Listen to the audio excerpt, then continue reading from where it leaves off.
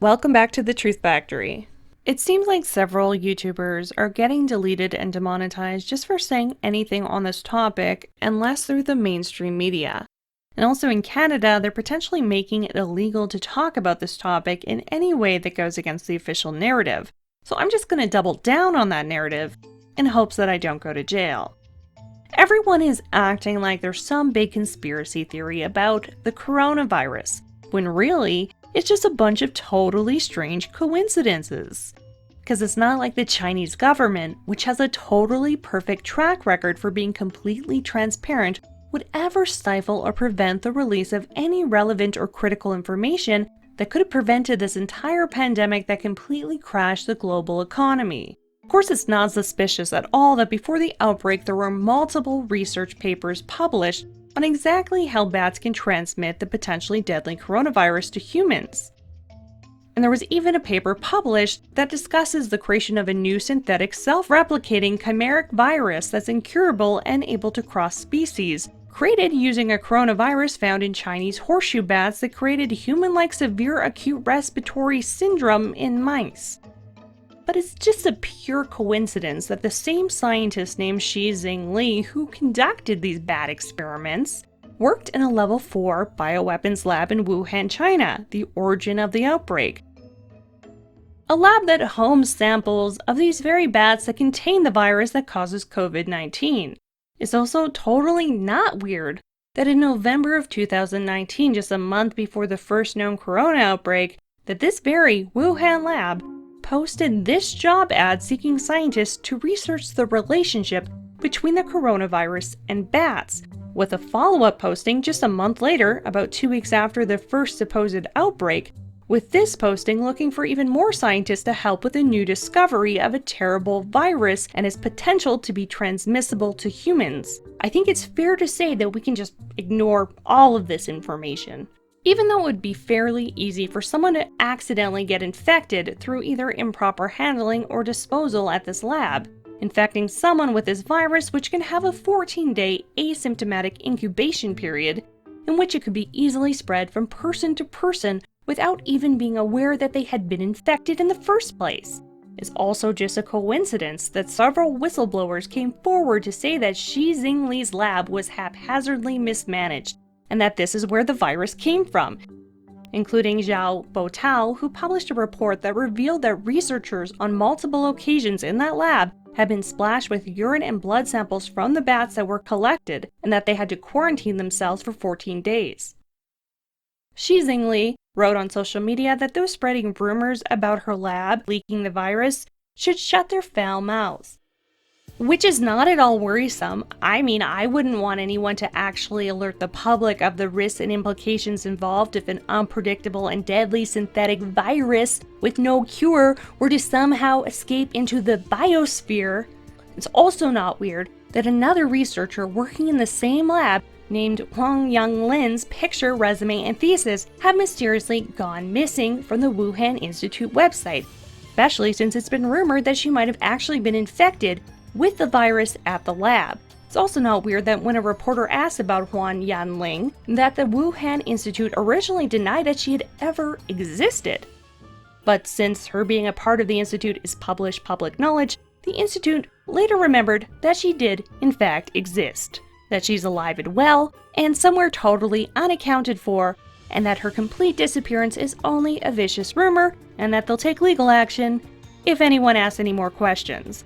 So we can safely say that that theory is totally Snopes debunked. There is nothing more to see here, since we know that the virus officially started at the Wuhan seafood market, because people were eating bats. Of course, we need to ignore this paper citing that over a third of the original patients, including patient 0, had no connection whatsoever with the market, and that while you may think that COVID-19 leaking from a virology lab where they were studying samples of bats that contain COVID-19 sounds very possible, get that out of your head and listen to the Chinese government and the communist news network's official narrative that the disease originated at the Wuhan wet market, a market that doesn't even sell bats and where there were no bats found. I mean, you can buy and eat peacocks, koalas, giant salamanders, civets, and rats there if that tickles your fancy, but no bats. So if this story is true, in order for the Wuhan seafood market, which doesn't sell bats, to be the place of origin of this bat virus, it means that bats flew over 1,800 kilometers from their natural habitat in the caves of Yunnan province, a straight line equivalent to the distance from New York to Colorado, to a highly populated and polluted seafood market which just happened to be less than 4 kilometers away from China's only level 4 bioweapons lab that just happened to be studying samples of coronavirus from these very bats.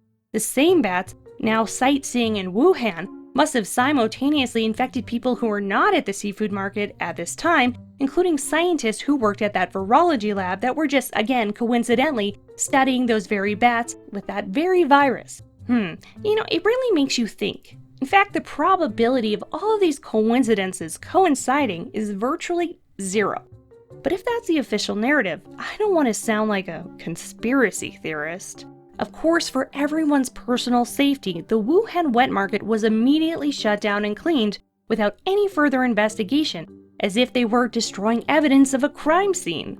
And by January 1st, the very same infectious disease research lab in Wuhan tested samples from the seafood market that showed some traces of the novel coronavirus, making the Wuhan wet market the scapegoat. I mean the only true and real narrative for this entire thing. Then a WHO-appointed expert panel arrived in Wuhan immediately after the first patients tested positive and established a set of diagnostic criteria that stipulated that patients needed to have a history of contact with the Hunan seafood market in order to get a novel coronavirus diagnosis. Why did the panel do this knowing that at least a third of the original cases testing positive had no connection at all to the seafood market? Well, I don't know, but I'm sure it wasn't influenced at all by a group that China formed to combat this virus that was full of Chinese propaganda officials, including the vice chairman of the group who is the Communist Party's propaganda czar. Like, obviously, if you're trying to stop the spread of a deadly virus, you wouldn't put more virology experts and doctors on the panel. No, it's far more helpful to have propagandists there, so that way they can tell everyone what to think. Wait a minute. But it's not like China's government was trying to silence an entire scientific community, including Dr. Li Wenliang, who broke news of the virus in late December, but was severely reprimanded by Wuhan's authorities for rumor mongering. And then he died a short time afterwards from the very same virus, but don't ask questions about this totally weird coincidence. It's also just a coincidence that after all of this, the Chinese Ministry of Science and Technology released a new directive titled Instructions on Strengthening Biosecurity Management in Microbiology Labs that handled advanced viruses like the novel coronavirus. It's an even bigger coincidence since the Wuhan lab is the only microbiology lab in all of China that studies advanced viruses. But it's not like the World Health Organization or WHO would help cover up a deadly disease. The same WHO that is headed by a literal communist named Dr. Ghebreyesus that has a controversial past of covering up at least 3 epidemics of cholera in Ethiopia. It's not like the president of China's wife is a World Health Organization goodwill ambassador who works with Dr. Ghebreyesus. I'm sure that is not a conflict of interest in any way. And it's not like the WHO completely ignored this email from the government of Taiwan asking if they should be concerned about these new mysterious pneumonia cases. It's only a mere coincidence that it seems like the WHO was covering up this virus to the point where it looks like they may have actually wanted a global pandemic. Like when they said a month after the outbreak that there was no clear evidence of human-to-human transmission of the novel coronavirus, and that closing off borders would not be effective, even though countries who did close off their borders early on had noticeably smaller amounts of cases of this virus. Of course, talking about this or associating the virus in any way with China is completely racist, even though China is not a race, it's a country, and the origin of the virus.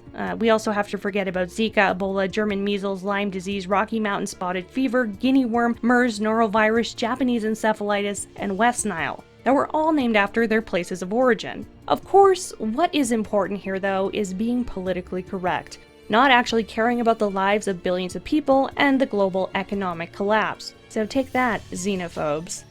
But it's totally not racist that China's businesses are now refusing to serve Black people due to COVID-19 fears, and that all Black people are being forced into mandatory testing and quarantine by the Chinese government. And while that sounds extremely racist, it isn't. We can also just totally trust the virus and death numbers coming out of China Because again, it's not like China has ever lied about anything before or would ever put its own people in any danger.